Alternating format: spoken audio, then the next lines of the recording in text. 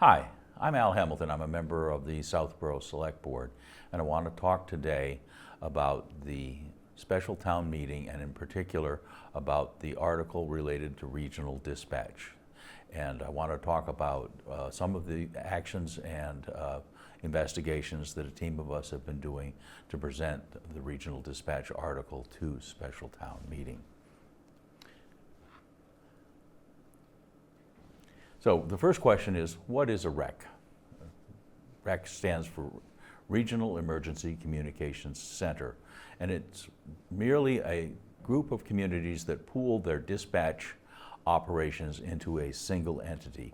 It becomes a regional entity. It's really no different than our regional high school, our regional vote text system, our regional health operations, our regional library organization, or for that matter, our mutual aid enterprises. They are common in the United States. RECs have been in operation for decades in much of the rest of the country. They are often centered around counties or around a large city. The technologies are mature and they can be either police, fire, or a combination of both. Massachusetts, particularly eastern Massachusetts, is late in adopting RECs. This is just an example of what a rec center looks like. This is Holbrook, Massachusetts.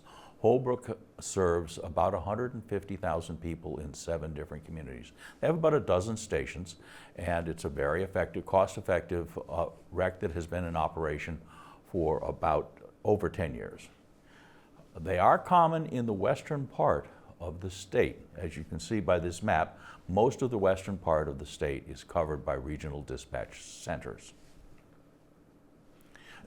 They are growing in the eastern part of the state, but we are, quite frankly, late to the game. You can see there's a difference between 2014 and 2024.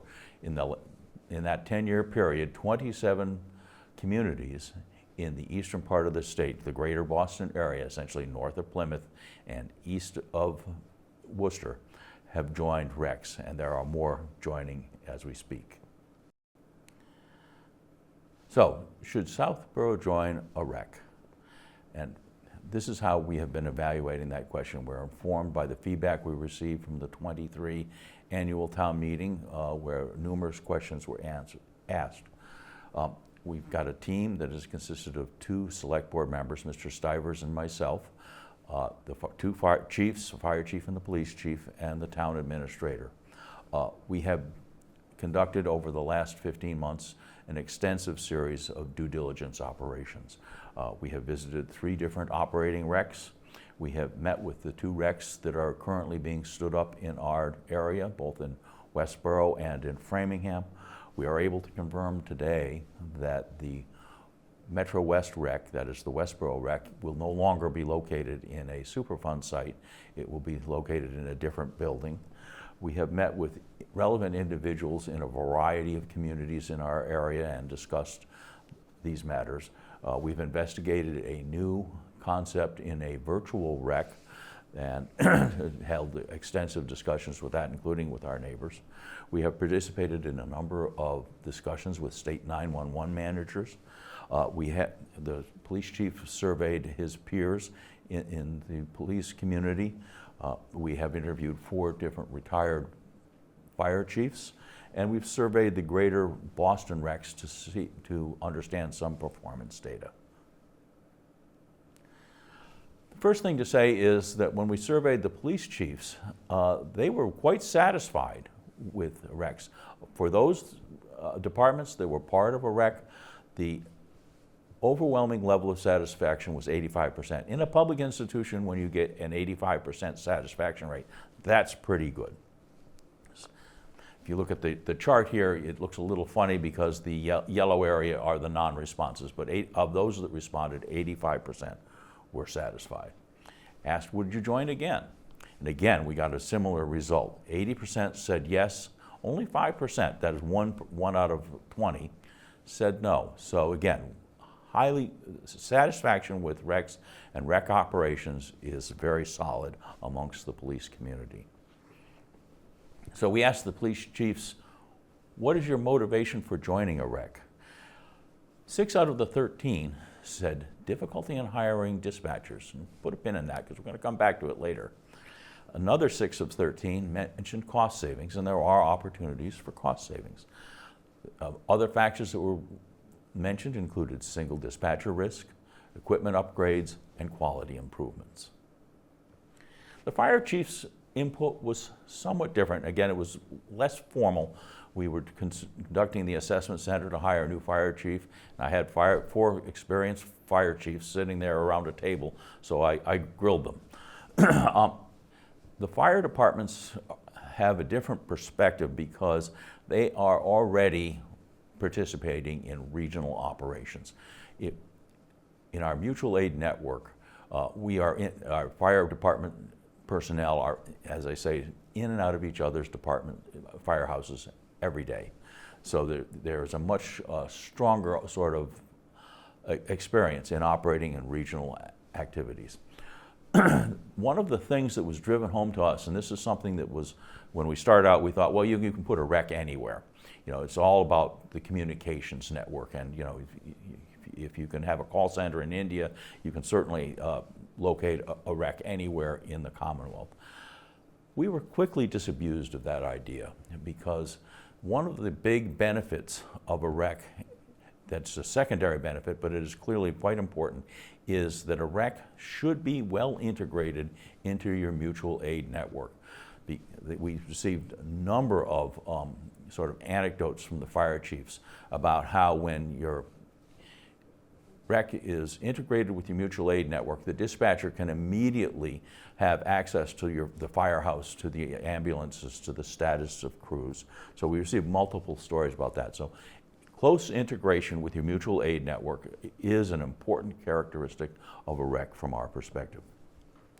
It is also actually important for the police. Less so, but it is definitely mutual aid for police is real. In the recent event that happened in Northborough, there was a mutual aid response, which included Southborough officers and officers from Marlborough. So what do the economics of a rec look like? We did a survey of recs that are currently in operation in the greater Boston area. And we asked, for the first question we asked is, on your busiest shift, which is typically during the day, how many dispatchers do you have on? And what we found is that the greater Boston recs have somewhere between 1 dispatcher for every 9,500 people covered to 1 to 12,000. In Southborough in 2024, when we had a single dispatcher, our ratio was 1 to 10,450, which is our population. When you look at the budgets, their budgets were running somewhere between $42 and $65 per person covered. And in Southborough in 2024, when we had a single dispatcher on, we were at $58 per person covered. That's right in the middle of that range. In 25, when we're adding 2 dispatchers to partially alleviate our single dispatcher risk, we're at $78. If we were to add 2 more dispatchers, which would get us up to 2 dispatchers 24/7, 365, we would be in the neighborhood of $98. So we'd be well above what's available in a rec. So why are we considering joining a rec? The simple answer is to improve public safety. Even with 2 additional dispatchers, we will have many shifts that only have a single dispatcher. Single dispatcher systems are not safe. Town meeting has recognized this, the select board has recognized this, and we have stated it on multiple occasions. The role of a dispatcher has changed over time and has become more complex. In a life-threatening situation, and we all can be there someday, a dispatcher may be called on to do 2 things simultaneously. They may be called on to support the person at the other end of the phone, giving, for example, advice on how to perform CPR or some other form of first aid, or how to protect, or how to find safety. At the same time, they have to find and dispatch the resources necessary to address the problem in a more systematic way. That can be a huge challenge with a single person. Our dispatchers have been trying to do this for years, and they do the best job they can, but it is recognized that this is not safe. Remember we talked about the problems of hiring a dispatcher? Well, we have them too. Town meeting authorized the addition of 2 dispatchers to our staff. And here, now nearly 3 months into the new year, we've succeeded in hiring 1. We lost half of 1, so we still have 1.5 dispatch positions that are open. Beyond that, having deeper dispatch capabilities and centralized dispatch capabilities will improve our ability to quickly respond. In an emergency, in a life-threatening emergency, in a fire, time is critical. In a life-saving emergency, there's a concept called the golden hour, where you have an hour to get from your crisis to a hospital, frankly, and the ability to reduce dispatch times is absolutely critical. In a fire, fires double every 90 seconds, and again, the ability to quickly and rapidly bring the resources that are necessary to bear is critical to public safety. Minutes matter. I want to address the issue of dark station. There's been a lot of concern talked about, well, if we join a rec, then our police station is not going to be staffed 24/7. Dark station is a bit of a misnomer. Today, if somebody arrives at the public safety building with a crisis, they will deal with a dispatcher who is behind a glass screen. That dispatcher cannot come out from behind the screen to assist that person. Their job, their responsibility is to be next to that phone 24/7, 365.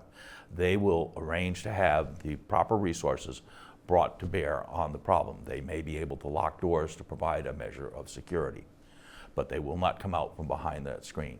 In a wreck, with the appropriate technology, if you arrive at the police station with a crisis, you will deal with a dispatcher. They will simply be behind a video screen rather than a glass wall. That dispatcher will perform exactly the same functions, arranging to organize the resources necessary to help you deal with your crisis. In many of the wrecks we visited, remote dispatchers have the ability to lock and unlock doors to provide a sanctuary in the case of a particular type of crisis.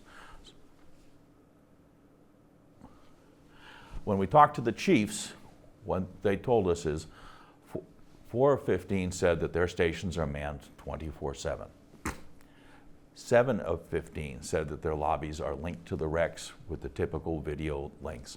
And 4 out of the 15 said that they operate a hybrid model where the stations are staffed part of the time and have a hybrid model the balance of the time, or have the video model the balance of the time.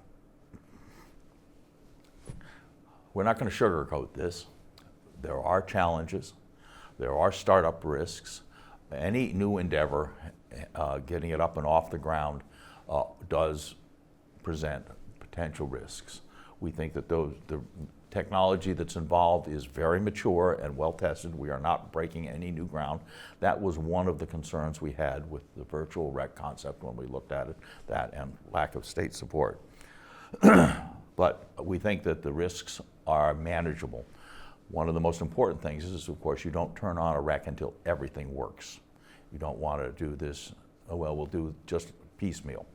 Staff training is absolutely critical. Doing ride-alongs, so that some of the feedback we got was doing a ride-along with a police officer so you get to know the communities. Coordination of procedures, there's going to have to be a harmonization of procedures amongst all of the communities that operate in a rec, so that we can't have one set of procedures for one community and another set of procedures in another community. We've had extensive discussions about that, and there is an understanding amongst our public safety officials that we're going to need to work as an integrated team. Training, and communication. Those are critical to bringing a rec up and having it operate smoothly.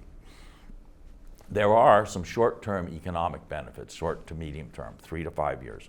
For the first 3 years, the state is now offering to pick up the costs of operating a rec so that we would get that benefit. It then falls to 50% on the 4th year and 25% on the 5th year.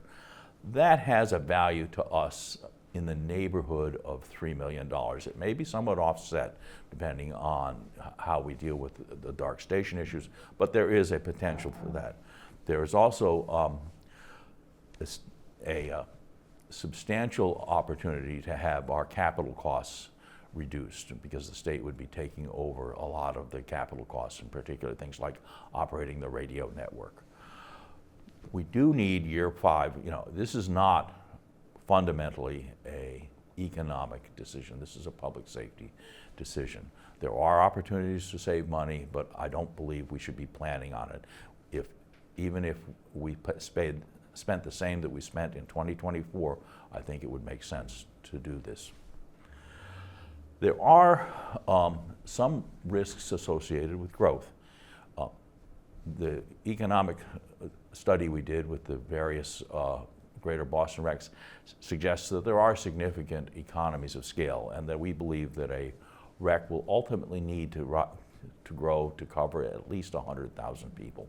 At that point, we believe that the economies of scale and efficiencies really begin to take hold and can operate. Holbrook, which covers 150,000 people, was the least expensive rec in terms of operating costs per person covered. So our recommendation is that Southborough should apply for membership in the Metro West Rec. That's the Westboro Rec. We think that this offers the best opportunity for tight integration with our mutual aid network. We believe that if we join, the population covered would be about 50,000. That's halfway to the 100,000 minimum goal. We think there are other communities that will be coming in over the next couple of years, and so we're fairly confident that we could reach that 100,000 goal. The Metro West Rec offers an opportunity for deep coverage. Deep coverage is one of the keys to this. This is the reason why we think we should do this, to have multiple dispatchers available for any crisis that happens in our community. And there is an opportunity to be in on the ground floor.